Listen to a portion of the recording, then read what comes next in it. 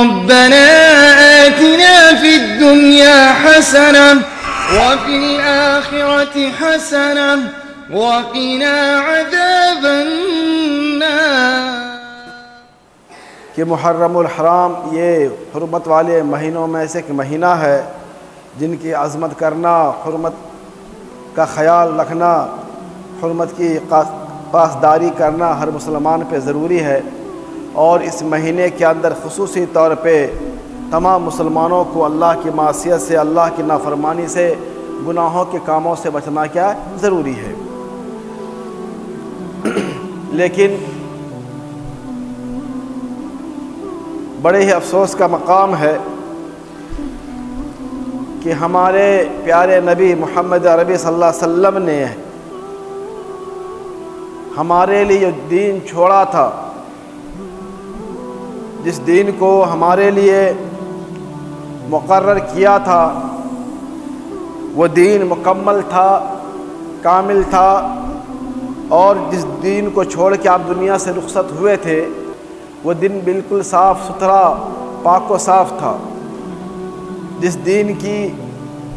راتیں بھی دن کی طرح روشن تھی۔ لیکن بدقسمتی کہیں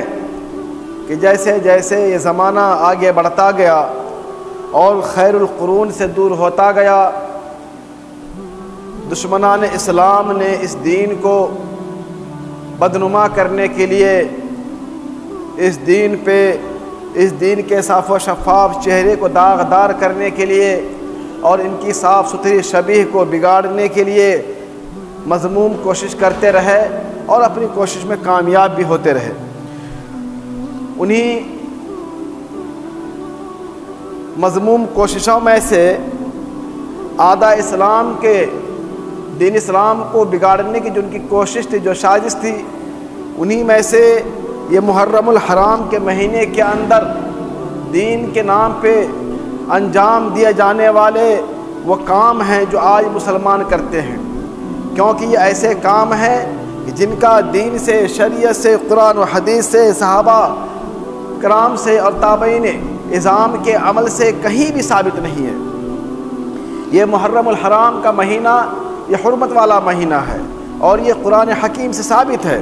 ساتھ ہی ساتھ اس مہینے کے اندر ہمارے نبی نے جو ہماری رہنمائی کی ہے، ہمیں جو ہدایات فرمائے ہیں، وہ ہمیں روزہ رکھنا ہے۔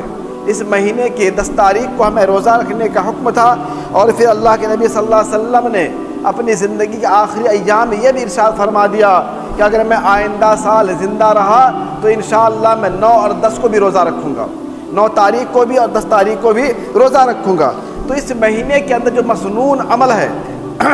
جو رسول اللہ صلی اللہ علیہ وسلم کی سنت سے، آپ کے قول سے، فعل سے ثابت ہے، وہ صرف یہی ہے کہ اس مہینے کے اندر ہمیں روزہ رکھنا ہے۔ اس مہینے کے اندر ہمیں کیا ہے؟ روزہ رکھنا ہے، اور اس مہینے کی حرمت اللہ تعالیٰ کی طرف سے ثابت ہے،